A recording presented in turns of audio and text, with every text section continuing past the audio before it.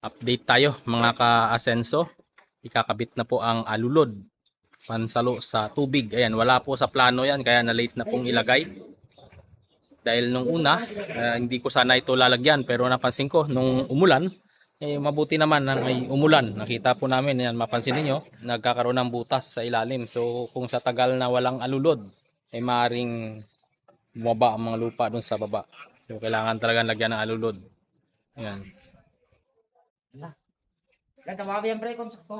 Dagdag ng alulod.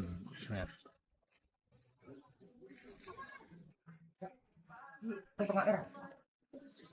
Ayan, one side lang naman ng paglalagyan. Dito sa kabila, hindi ko na paglalagyan dahil ang area dito sa kabila ay hindi naman ngayon ka problema. Ayan, dito lang tatama yung tubig.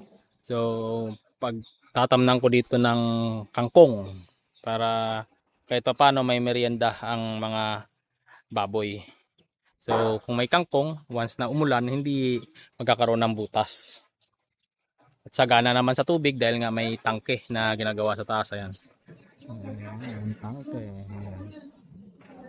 Taas na yung isa. Nadagdagan pa na isang patong.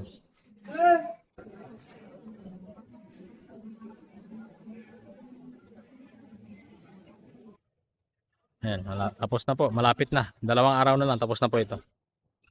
At ibababa na rin namin yung mga equipment na yan. Medyo tumagal na ng kaunti dahil may mga pinabago po ako na wala po sa plano. O may pinadagdag. Katulad nitong alulod, pinadagdag ko. Tapos maglalagay din po ako ng shaded na net.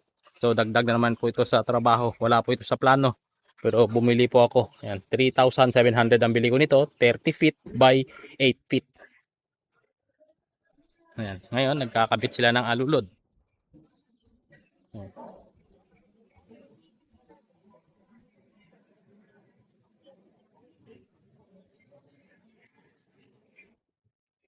Ayan, may alulod na.